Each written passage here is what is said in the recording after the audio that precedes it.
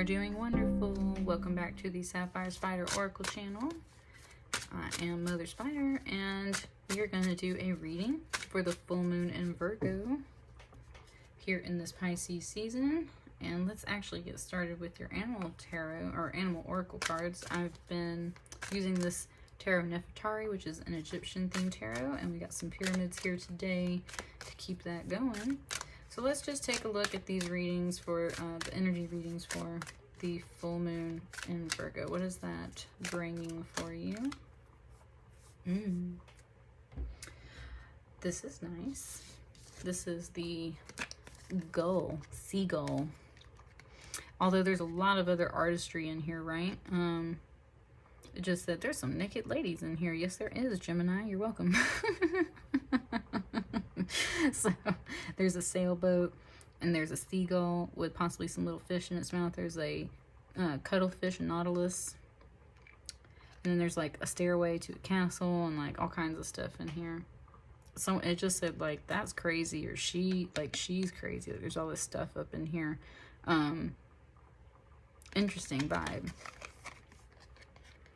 So the gull symbolism is water, creation, and emotions. The gull, a creature of the sea and sky, symbolically links the lower earthly world with the upper world of the spirit. It is also a symbol of unrestrained emotion. In a Northwest Native American legend, an angry gull kills a raven, one of the most powerful totems that had invaded the gull's beach. A great war between ravens and gulls for dominion of the beach ensues. In the end, the gull is subdued, and the two birds share power over the shore.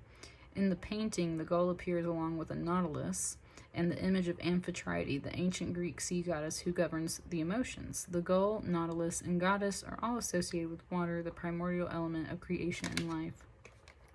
It is Pisces season, so there's certainly a lot of water energy around, and a seagull kind of makes sense in that regard. So at the same time, this one is a creature of kind of like the sky and the sea, just like it said. So some versatility here is what it's definitely expressing. Definitely talking about emotions. And the fact that it was coming in and saying like, she's crazy, or that's crazy, and like, there's naked ladies in here and stuff. It's like, it was saying how like, there's some not like judgmental as in totally mean. There's just some thoughts that are like bursting through right now that are just like, what's that about? Like, oh, she's crazy. And like, look at all this crazy stuff. And like, I don't know. It's just interesting. Let's get into the tarot. What is coming up for Gemini? Hang on. They say get a little spastic.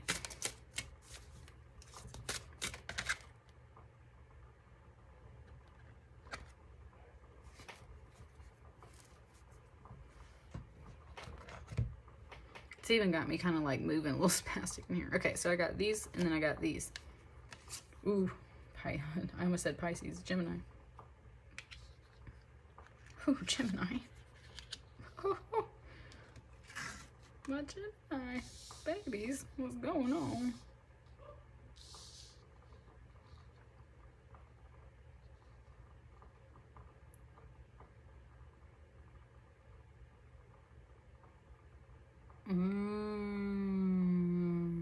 How funny and interesting. My son's a Gemini, which you might hear him occasionally back here in the background because he's in the living room playing a video game. He actually does forging, and he's literally been like planning out some new little knives and stuff that he's going to start working on outside to make. So there was part of that vibe actually that came through here. Even though this sword suit is usually about something entirely different, I do want to say that that's one of the first things that really came through, because it was like diverting my attention away from these cards. Because I'm not gonna lie, these are pretty heavy cards right here. We'll get into them in a second, but that's where it wants to first start out with the message of like how my son uses forging as his pastime. He's using that sword energy, but also that's a way for him to clear his mind. So when we start talking about these heavier energies right here, it's very much right off the bat suggesting that you find some kind of hobby, some kind of pastime to to get your thoughts moving in a certain direction, to keep you focused, to keep you doing something productive that you enjoy, because then we're going to get into this. So, Nine of Swords. It first wants me to focus on this figure right here because it was showing to me how they like bowed down, and it's almost like they greeted this person. This is feeling very much almost like a spirit apparition. Like something appears and it's like, oh, great one. Like you like drop to your knees and you're like, oh shit, like that kind of deal. And that was the energy it just gave. Very much this kind of like, hang on, let me hurry up and like do what you need me to do so you're not mad at me, or you're not like I'm not in trouble type deal. And that's that Nine of Swords can very much be about that anxiety, and that's the feeling of this, like when you drop to your knees to hurry up and do something so that someone's not mad at you, or so that you're not punished or something like that. And at the same time, this is like a sarcophagus or a mummified person showing up, so it's very much like a ancestor or a relative that kind of pops up. And even if it's not someone that's like actually passed on, that's kind of how they're representing it, like it's an elder.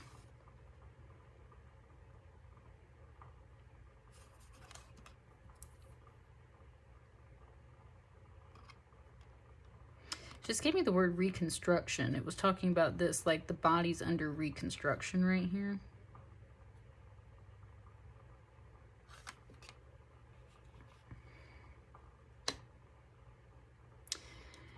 And with these Ten of Swords, I was going to say, so we have a 9 and a 10, and then we have an 8.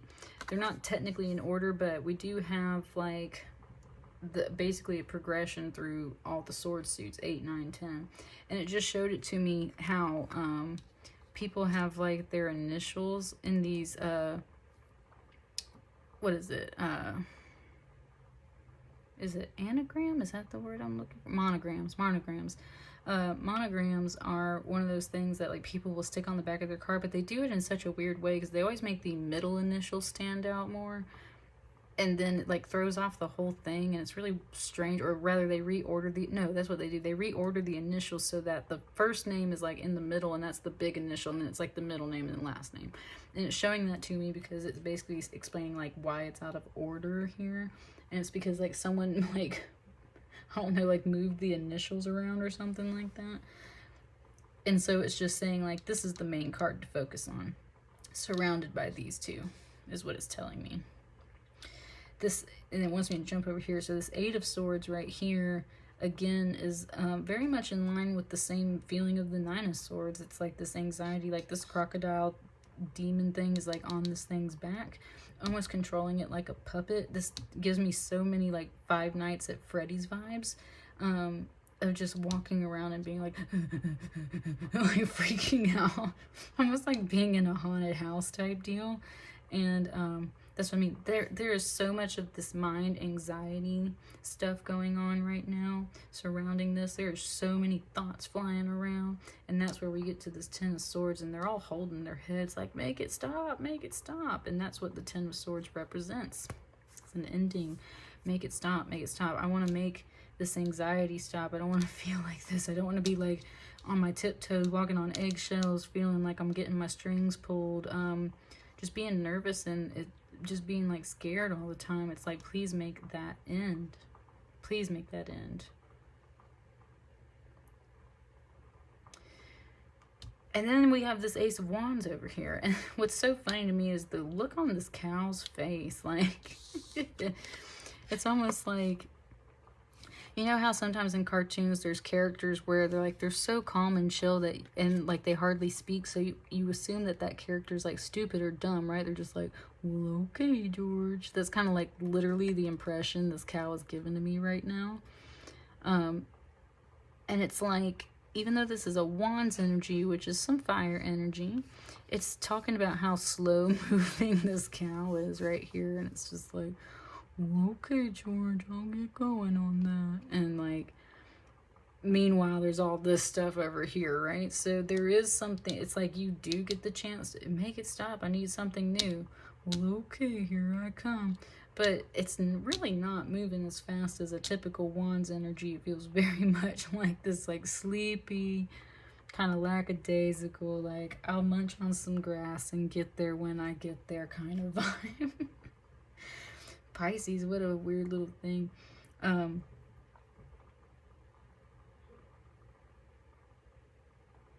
And it kind of is like with the whole thing, like, she's crazy type deal. It's like that's where the anxiety comes from too. Like, this is crazy. This whole situation is crazy. Oh my God, get me out of here. Make it stop. Make it stop.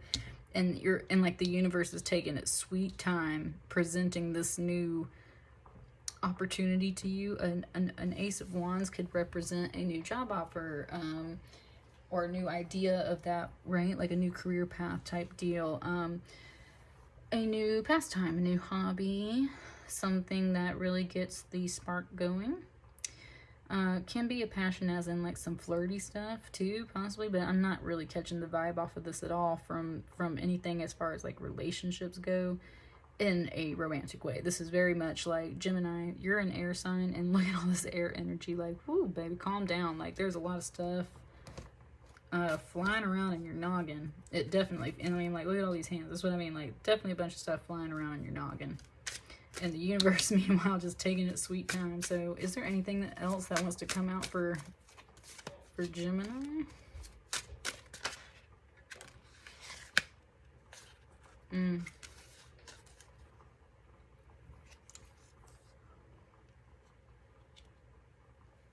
Okay. With this Two of Cups coming out over here on this Nine of Swords and Ten of Swords, that's kind of what this is all related about. So there is some relationship stuff, but with the Two of Cups, it doesn't always have to be love. In fact, it's really pointing out the mask to me today.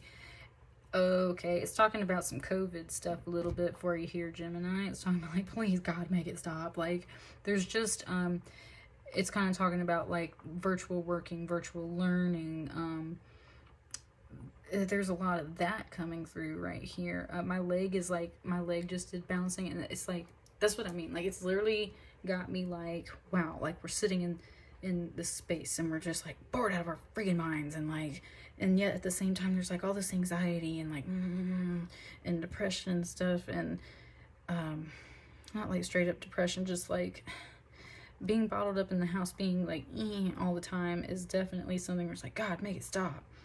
And that's where the mask is at, and it's like you just want to be able to be free again and take that mask off and breathe again. Gemini is talking about that air. It's like, I want to be able to breathe again, even though this is that Cups energy. You love being very free. You love being without your mask. You would love to get back to the real world. And this, okay, it's bringing up how, like, it's just mentioning my son because of the fact that he's a Gemini. So it's just saying how, like, he finally gets to go hang out with a friend this weekend, and he's very excited about it, but at the same time he's so nervous that, like, it's going to get canceled and stuff because they've all got schoolwork. They get behind sometimes because they're all teenage kids sitting at home trying to get all this stuff done. And as much as it's like much safer for them, there's other aspects of this whole type of lifestyle that we've discovered as a whole globe about the way we live and like our mental health and emotional health, and that's very much coming through for you right now, Gemini. So it's talking about, like, man, you miss your friends or like other people that you love, that you want to see and get together with. You love being able to breathe freely, and like it's talking about like being outdoors and stuff. Why is this universe taking its sweet time getting over here with a new beginning? Well, because there's a big old tower that needs to come down. And honestly, from the reading I just gave about like our virtual work life and home life, this might not even be a tower that is within your control, Gemini. This is something that might be like, and it's really weird because most of my readings for this moon, the Virgo full moon, have been very personal. This feels like something that's almost on like a mass global scale. Like, it's talking about like the tower in general. Like there's some stuff that's got to come down, especially here in the US with how we've been handling our pandemic. Like, we do not have this under control. There's some things that have to happen first before this gets over here. And it's just, yeah, like it might be something that you don't really have control over, and that's why it's so frustrating, because it's just like, dear God. But at the same time, with this tower, you do have some control. If there's a tower you need to break down, in this mind space. You've got a lot going on, and you know what makes you happy. So even if you can't do that all the time because of limitations that we're all living in, and you can't do it yet because of waiting on some things to happen in the universe, there's still some other recognitions you can make about yourself and your habits and your lifestyle. And that's part of the tower to come down. What can you do? What can you change within your little bitty world? Not little bitty as in your world is small, but you know what I mean. Like you versus the world, right?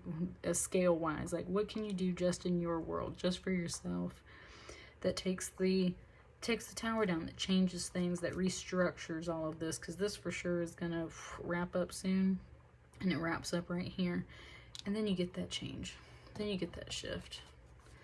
On the bottom of the deck is that 5 of Swords. There could be some words, sharp words that happen to help make the tower change.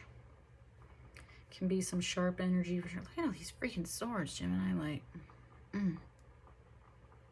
there's some swift change coming through, and at the same time is taking its sweet time, and it feels like it's just like driving you batshit crazy to the point where you might like kind of flip out on somebody, right, and accidentally lash out. And so that's kind of a warning, like don't lash out at people because of the frustrations that you got going on within your own head. We all can do it sometimes. There's nothing totally wrong with it. It's just like it's not wise, right? Like we want to make friends, have friends, be loving, and try to get to here as best as possible. But Gemini, there's a lot going on right now. Let me know how that resonates for you. Take care of yourselves, Gemini, and I will see you guys in the next reading. Thank you.